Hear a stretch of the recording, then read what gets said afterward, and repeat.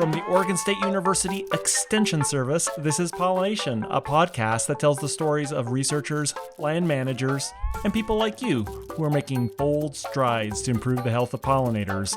I'm your host, Dr. Adoni Malathopoulos, Associate Professor of Pollinator Health in the Department of Horticulture. Rolling off the podcast last week with Sarah Wittenberg from Pollinator Partnership, I was keen to have a September dedicated to bee-friendly gardening. I know lots of you are avid gardeners, including myself. Well, I'm a budding gardener. I wouldn't call me avid yet. And I know you're all looking for some ideas and tips, especially at this time of year. And my next guest is full of them.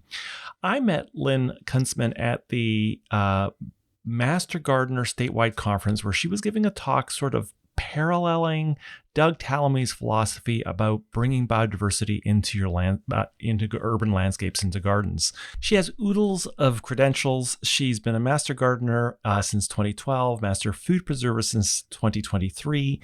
She runs and has established a native plant nursery at the Jackson County Extension Campus. And in 2023, the year that I got to I got to hear her, she received the Oregon State Master Gardener of the Year Award for her work promoting and growing and planting native plants in home landscapes. So without further ado, let's head down to Southern Oregon to hear from Lynn on our second part of bee-friendly gardening this week on Pollination.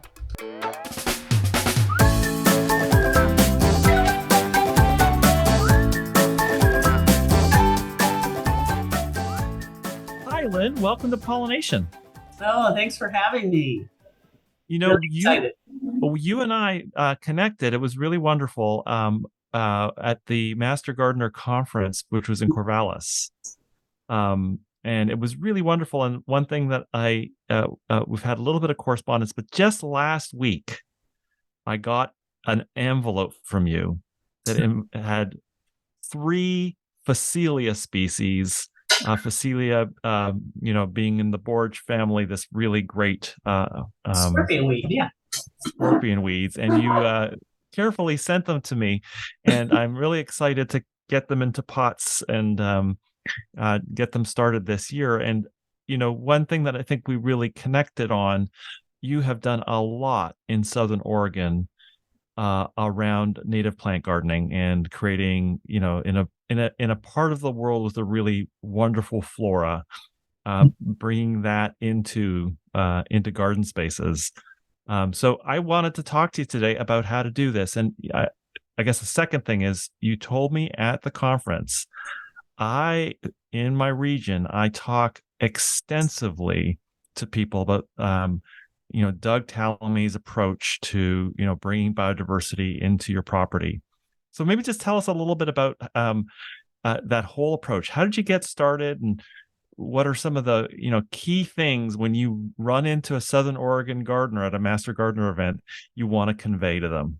Right. So, this is all kind of new to me. I'm not a botanist or an entomologist by profession. I'm a retired middle school teacher, and I was giving a presentation on butterfly gardens and saw a Doug Tallamy presentation and realized, oh my gosh, I've been doing everything wrong because I had never made the connection between native plants and the insects that they support, and in terms of being host plants. And so I started studying, reading his books, watching his presentations, and changed my presentations to kind of follow his format, which is he gives 7 steps that people can use when they want to help biodiversity in their area. And I teach that planting native plants increases the biodiversity in your yard, and it makes your yard healthier and more sustainable and stronger and more able to kind of survive the vagaries of things like climate change that we are facing now. So, and I don't know if you want me to spend a lot of time on this, but the seven steps are: number 1, to remove half the lawn, because we have twice the acreage in lawn in this country than we have in national parks. And Hmm. the idea is if you remove just half the lawns and put it into native plants, we'll have twice as much native vegetation as we have in our national parks right now. And I imagine right now in Southern Oregon, Uh-huh. for months now, it has been brown and crispy. And what's the worth in it, anyways? Right. So Like it's a lot of, it's not I was in the Midwest recently and I saw these, there's a lot of rain through the summer, things. It's hard in the West to make a lawns lawn. don't make a lot of sense in the West. Now, I Yeah. understand people need a lawn for the dog to run on and kids to play on. And we're not saying take everything away, but um, in recent years, years ago when we had push mowers, you're not probably not old enough to remember those. They didn't have Unfortunately, I am. they didn't have gasoline. You had to go out and push the mower, and Yeah. we would have a lot less lawn in this country if we were still using that technology. Um, but in the West, it does not make sense to be, especially in municipalities, you're putting potable water on a lawn. Mhm. And those lawns are traditionally homeowners invariably over fertilize and herbicide those lawns because they want a perfect turf looking thing. And that gets into our waterways. And that's destroying aquatic insect life. So lots of problems with lawns here in the West. Okay, so one, half your lawn, convert it, and what are we turning it into? Are we gonna? Ah, What's the next step? yeah. So you want to plant native plants which are going to host insects, local insects, um, and it's the local native plants that provide the food for local insects. So you're going to put in things like, if you're on a small lot, small native trees, shrubs that aren't going to get out of hand, and then pollinator plants, meaning floral resources for our pollinators, things that produce nectar and pollen. So I those have kinds to of say, things. that's the part that I find, and maybe we're just weird. You and I are wired differently, but for me, I just love, being in the West with all this plant diversity and just cracking the nut of, like, I have a dear friend of mine who just passed, gave me native thistles, and I watch them carefully every day, just as another leaf. They're going to grow slow. It's going to take a while to get this thing. This is a big investment, but Cirsium, the red thistle, is it the red one, the silver I foliage? don't know. One day Oh, I'll figure this out. it's It's very Cirsium beautiful. dual, and Yeah. so it's red. Okay. Well, the native one that I know here down south in Southern Oregon is a red one, and so it has this red. All the naughty bits are red, and then the foliage is silvery gray, and it's gorgeous. So it's not any thistle. That's a really important point too. That people say, "Oh, I know that pollinators love thistles. I'm going to plant thistle," and then they plant a European thistle that's invasive Oh, that's right. and Noxious. or a noxious, and boy, people don't know that the nurseries, when they go to the nurseries are going to sell them what sells and what they say they're looking for. If it's from another continent, chances are it can become a noxious weed in our environment. So invasives are a really huge. That's another one of those steps. Um, It does Making strike sure. me that with native plants as well, you can really, it can become almost a I love ornamental plants, and there's so much, variety and exciting things about ornamental plants, and you can dig down deep. But I'm not sure people realize when it comes to native plants, you can do the same thing. There's Right. all sorts of them out there. There's thousands of species that you can find and get into your garden, and you can have that same thrill of, like, novelty. Right. And I when people come into my nursery, I tell them when you're buying a plant here, you're buying a bird feeder because the plants are going to make Oh, caterpillars uh-huh. that birds have to feed their nestlings. And they can't feed them hard food. They can't feed them seeds that will kill the baby birds in the nest. So 90% of our songbirds, 98%, have to feed soft food. It has to be caterpillars because they're big and fat and they can get plunged down the baby bird's throat with very little damage to the little bird. And and so you want to be growing lots of caterpillars in your yard when you plant your local native shrubs and trees. And it only has to be like 14% of our plant species support 90% of the insects that are going to be feeding the birds. So that idea that very few plants, a small palette of plants can support a broad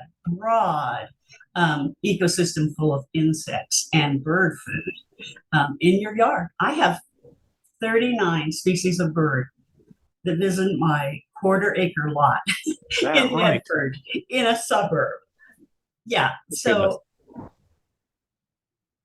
and Well, it's just because I plant native plants, you know. okay. Yeah. I've derailed you. So we've Sorry. got so, so we've got take half of your lawn out, plant native plants, and go for plants that are good nectar and pollen sources. So we got 3. Yes, certainly. So in terms of nectar and pollen sources, I have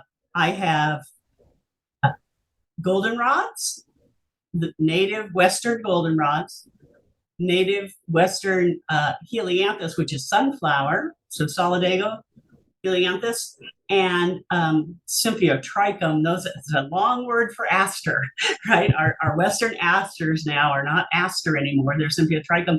Those 3 are like the keystone plants for bees, butterflies, moths in terms of pollen and nectar, right? They also host a ton of insects.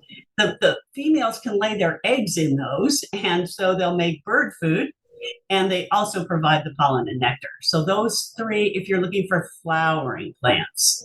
I have a question though. I know I've Mhm. always you run into this is like fitting them in. So of course the Western asters, a lot of them will spread. You need to put them in a specific place. You have to like and some sunflowers, these sunflowers are annual or are they perennial? Our Anthus. Western sunflower is annual. Helianthus philandri down here, it's Mhm. an annual. Mhm. So you've got annuals that you have to plug in that are really tall, but easy to sort of put somewhere.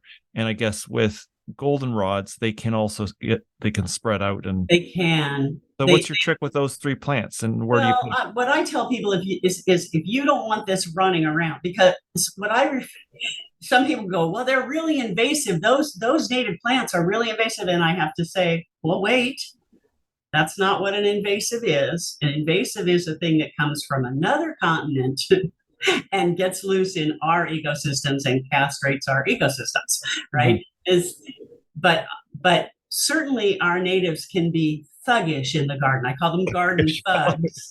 They are. They Yeah. are. Mhm. Goldenrod will go on you. Showy milkweed will. People want milkweed, and then they realize they plant it, and it's coming up 30 feet from where they put the Mhm. crop in.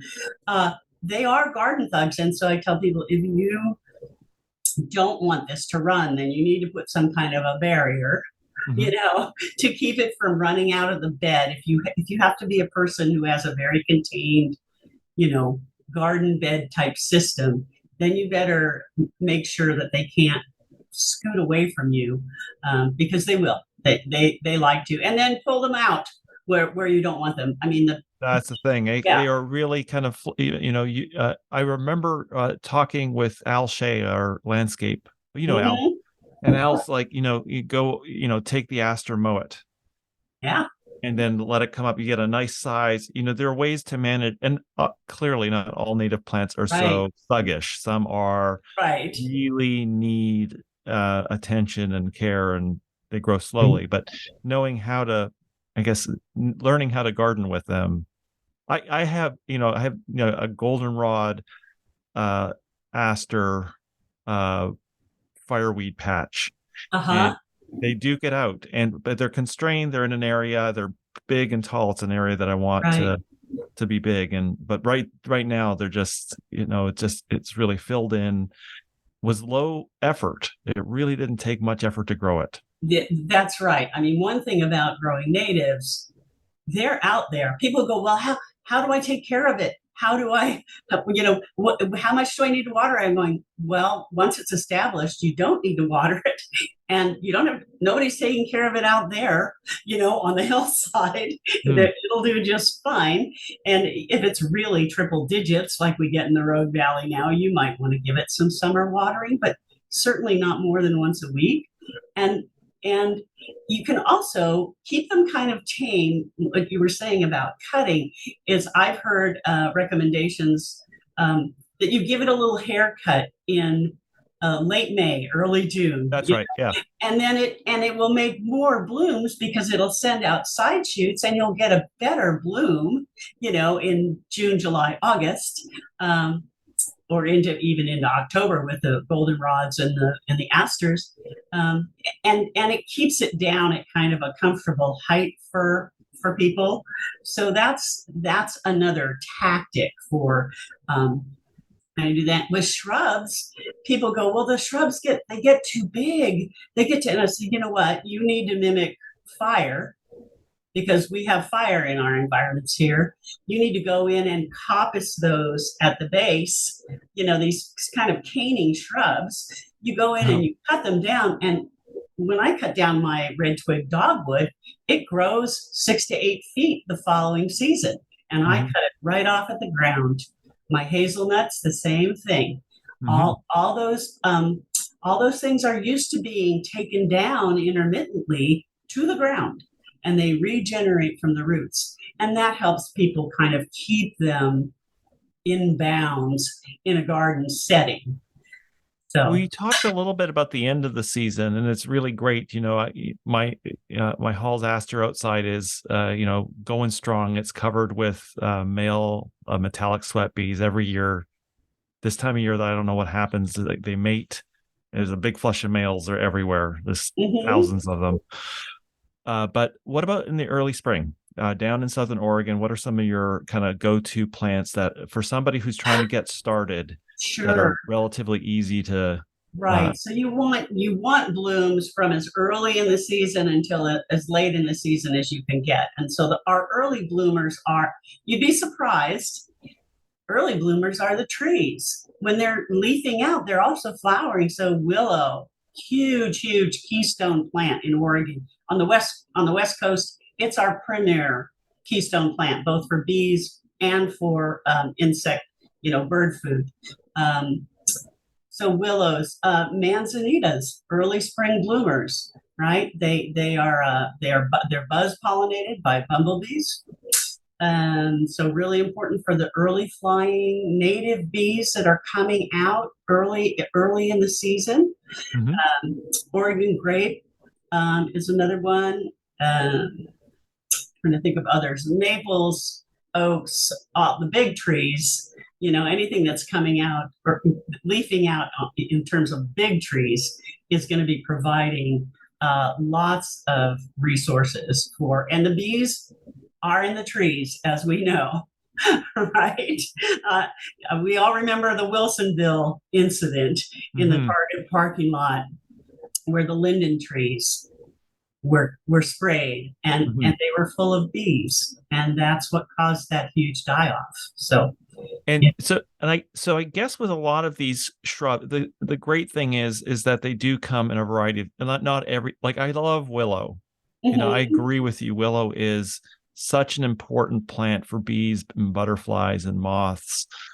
But you know, it can get a little unwieldy if you've got a small property. Getting a willow, and I think some of those smaller ornamental willows just don't put out the catkins that Right.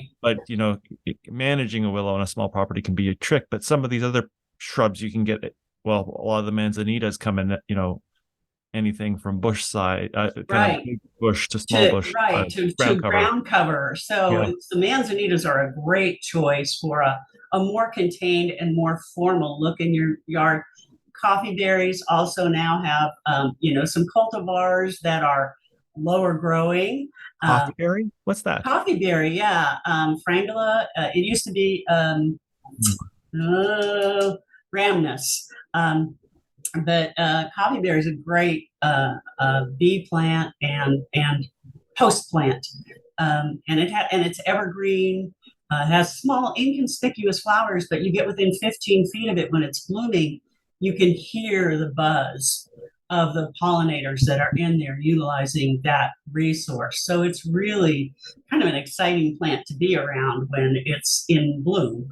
Um, so I mean, so in smaller yards, I tell people don't put a willow in if you're on a small lot. Put it, Hmm. you put that out on a fence line somewhere in a wet area. But things like ribes, our currants, our red flowering currants, and our golden currants, yellow flowering currants, make beautiful yard shrubberies. I mean, they're very contained. They don't spread a lot. You can put them in one place and you know it's going to get 4 feet wide and 6 feet tall, and it's going to stay that size. And a So, great, and I think for people who are doing mason bee culture, it's a great, red flowering currant is just such a great, dependable source of, right. yeah. Yeah, it's a great resource, that these are all over in there. So, yeah, those kinds of things. So, I mean, the best thing, what I try to tell people is I try to give them the resources to go to, like Oregon Flora. Look on Oregon Flora, put in your yard parameters of the area you're going to be, how big a plant do you want? What is the aspect of your lot? Is it south facing? Is it dry? Is it moist? Put all those things in. Oregon Flora brings up a list of plants that will work in your yard, in your area. You Yeah, know? that's a great recommendation.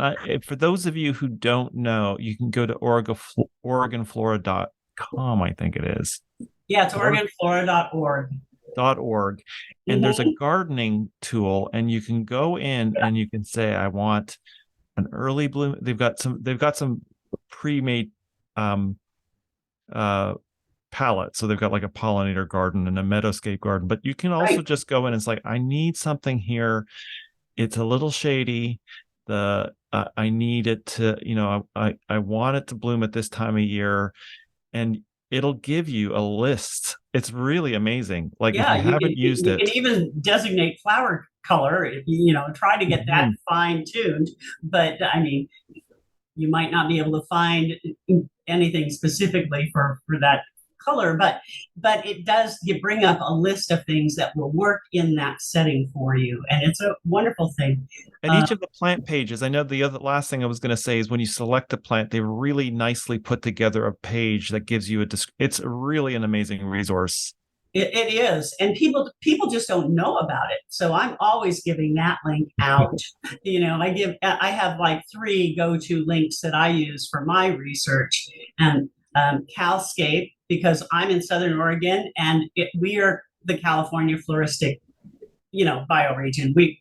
We share the same plants as California, so that Oregon Flora, and then the Ladybird Johnson wildflower.org, their database. They do the whole country. So if you can't find something that's Western, North American natives, our generalist pollinators will utilize other plants from North America. The problem is most of the things east of the Rockies want more water than we're able to provide unless you're watering a certain area of your yard. Then you could use other North American, the eastern flowers and plants that grow there. Sometimes I have to say, just to complicate matters, I do think like there are some Great Plains perennials that, Coreopsis, that just it fits a niche. It does. Yeah. We sell Coreopsis Coreopsis grows here in Oregon. I always check on the Ladybird Ah, site where it grows naturally. because it lists every state it grows in, Oh, the I didn't know native. And this. so I can look, oh yeah, we have that in Oregon. That's, it's going in the nursery. Okay. That's a great plant, but there are some things like echinacea that is not an Oregon native. Mhm. It's sold in many nurseries here as a native. Well, yeah, it's native to North America. And if you're putting it in a perennial bed where you're irrigating, it's going to do great. And Mhm. so it's a very popular plant for people to grow. And some people want that really showy. Again, they need to plant the straight native, the purple one, because the insects aren't going to see the red color of Cheyenne sunset or those cultivars where the leaf color is changed or the flower color is changed or the flowers are doubled. They're not; those are useless to Mhm. our pollinators. So, um, All right, I steered us way off course. yeah, sorry. Come backing on the course. So you had these three recommendations that you give in your presentation. What's your fourth? I think we did three. Okay, so we removed half the lawn. We removed invasive species from our yard if we realize we're accidentally growing invasives like buddleia. Mhm. Um, and then we planted native plants. You want to avoid then herbicides, pesticides, things that are going to kill the soil fungi, the plants in your yard, or the insects themselves. Um, if you're spraying and you're growing native plants, you're killing all the bird food you're growing in your native plants. So avoid those.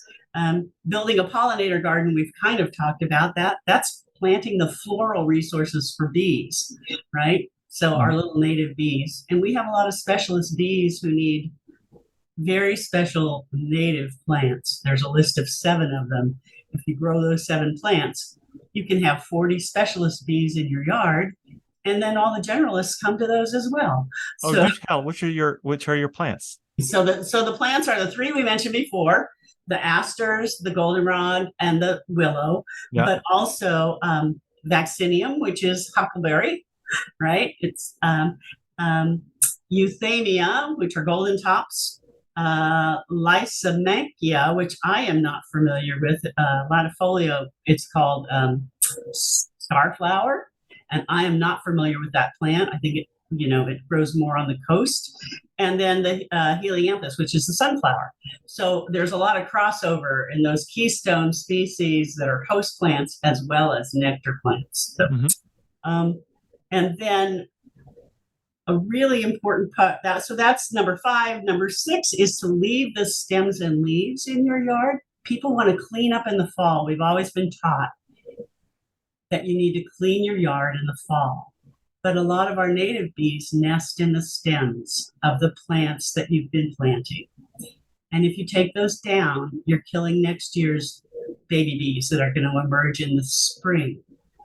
So we ask you to leave the stems up and to take your leaves and gently push them under your shrubbery. Don't put them in bags and send them to the landfill, because most of our caterpillars overwinter in the leaf litter. We shouldn't be calling it litter anymore. Mhm. We need to call it leaf habitat. And that's also where winter birds they get their winter food from all the fly larvae and moth and butterfly pupa that are in the soil. They're foraging in that for winter, important winter food for our birds. And then the last step would be to turn off your outdoor lights. And that's because our nighttime pollinators, our moths, are being killed by all of our street lights. And there are other reasons. The migration is messed up. Both insect and bird migration is messed up by all the light pollution. But if you can't bring yourself to turn the lights off, put in a motion sensor light, which will only come on when the bad man comes to your door, up your driveway, Mhm. or put in a yellow spectrum light that's much less attractive than the blue spectrum lights. So Well, great. Well, so this is, and so you go around Southern Oregon. Is that, I guess, as a master gardener with the which county are you in again? I'm Jackson County. And Yeah. you're with Jackson County. And so, how tell us a little bit about what you hear from people when you give these presentations. What are some of the kind of, oh, I don't know how, but this is complicated. Half my lawn, like I don't even know how to get started. What do you hear from people when you talk to them? The most common thing I hear is, I never knew any of this stuff. I've been doing everything wrong. And I went, well, so was I before I knew. And so I try to kind of comfort people in the fact that that suddenly they realize, oh my God, I need to make some changes about the way I garden. And then I try to kind of bring them along and give them the resources. I give them a pamphlet that has keystone species and those 7 steps outlined. I give them resources to contact the plant clinic and other, pretty much I try to give them resources so they can get their questions answered, and do some of the research themselves. So What would you say the number one question you get? Like when the hands go up, you're done your presentation. What are like wow, some of the like key things that people want to know? Like they're like, I heard your presentation, but yeah, where would I find these plants? Or like that how will is I the yeah. key question. Okay. That's the question. You just nailed it, Andy. That they go, well, where can you find these plants? I mean, I'm Yeah. not seeing native plants in nurseries, and they're right about that. And so I try to have a list of native plant nurseries here in Oregon, and and to remind them when they go to the nursery, they need to ask for the plant by the scientific name that for our region, and if they don't have it, to walk away, um, because they're really, I think, there's a big business opportunity in this state for native plants, because there is an increasing interest in from the public in these. I was at the Far West show in Portland recently and I gave a talk there and a bunch of local nurseries were there, Portland Nursery, Chenard's, and I asked them about, we're a group of maybe 50 people, and I asked them about native plants and what consumers were asking. And they said, one of them said, they had a dedicated native section, and before the pandemic, it required a little bit of pushing, but now that part is the most profitable section in their nursery, and they're having a hard time meeting the demand. That there's been a real abrupt shift, and they're noticing that what before was, they had to do, like they said, like the nursery did a lot of outreach and education. Like they would set up and they'd have to kind of like really work on it, but now it just kind of goes out the door. That there's YouTube videos or perhaps this podcast, who knows? And people are Yeah. like, I gotta, or they've been to one of your presentations. Anyways, it seems to be sinking in, and people are really searching high and low and have sophisticated questions for the nurseries. That is the best news you could have given me. You just made my day, because no, seriously, because it really was, when I first got into this, it was like it really wasn't on anybody's radar, Mhm. and now the people have kind of become informed, and they're understanding what the connection is between native plants and biodiversity health, ecosystem health, and the fact that they actually are empowered by having a yard they can control. They have some power in helping the environment and helping draw down carbon and all those things that native plants do. And so, yeah, but that is the biggest concern that I hear from people. Is like, well, I don't even know. I can't find them. I go to the nurseries, and the nurseries don't know anything about them. And I say, well, the big box stores are not going to. Mhm. They're not going to. They're buying from across the country, or even from other countries. To go to a local, find find your local nurseries, ask them, and the local nurseries are starting to put out natives. We've got some very good nurseries here who are stocking a lot of native plants, and we have a very, very good native plant nursery in the valley that does restoration projects. So they really have a lot of stock. And Siskiyou. Well, Plant Oregon is Oh, the nursery that has it, but we also have the native Siskiyou native seeds, which is Susie Savoy. who was on the we have an Yes. episode with her. You had her on the podcast. I heard that interview with her. She is wonderful, and she grows plants in a nursery herself. I mean, she doesn't. She's small individual operation, but she also has a collector's permit, and she collects and sells native. That's where I get my seed for my nursery, is from Susie. Yeah. So it's becoming more desirable, and the public is asking for these things. I guess, come back around to the master gardeners. I guess in Oregon there has been, kind of sustained, Dr. Lungalato, when she was the master gardener coordinator, really was really interested in native plants, and continues to this day interested in, master gardeners, considering or building in. Have you seen? Yeah, and we were at the Master Gardener Conference. Have you seen shifts among master gardeners as well? Absolutely. When I first started doing this, Gail was sending out free plant labels to people, to groups, master gardener groups around the state, who were growing the seeds of the plants that she featured in her study, her 2018 study. Mm-hmm. It was like 10 different plants. And so I immediately wrote to her and said, yeah, I'm growing these 8. Send me the tags, because I could save money, right? So she sent the tags, and there were these beautiful tags with her study results on them about abundance and diversity of bees that were visiting these plants. Mm-hmm. And when I went up to ONGA meeting before the 2019 mini college, I asked, well, how many groups in the state got those cool tags? 3 master gardener groups. And I was gobstopped. I couldn't believe that there hadn't been more groups asking for those, which said to me, native plants aren't on their radar. Mm-hmm.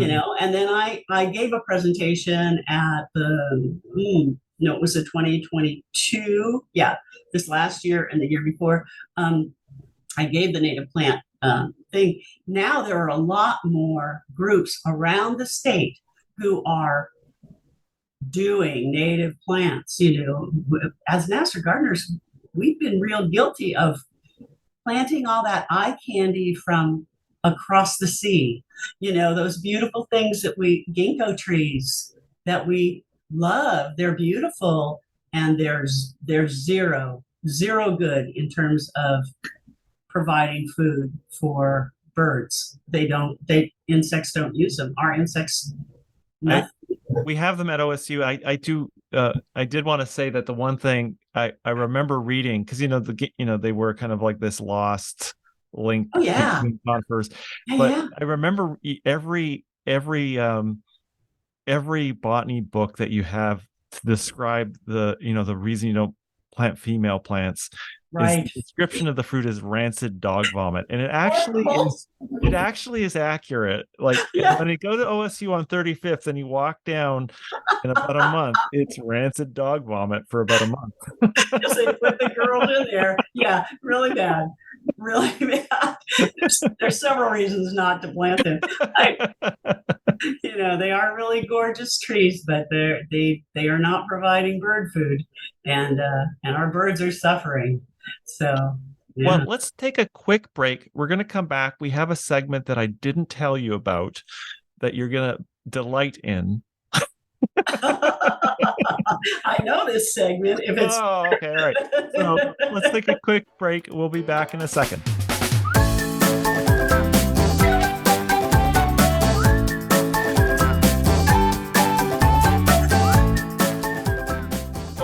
Okay, we are back. I think we've got it all. Okay, so this is going to be great. So the book recommendation, you started your inspiration, Doug Tallamy. I mean, people are going to wonder. There's so many books. Which one? Tell us your Doug Tallamy journey. Okay, so the Doug Tallamy journey, I started with Bringing Nature Home, and then I saw him present that on a YouTube video, and it was even better than reading the book. I mean, watching him present is hands down the best thing you can do for yourself.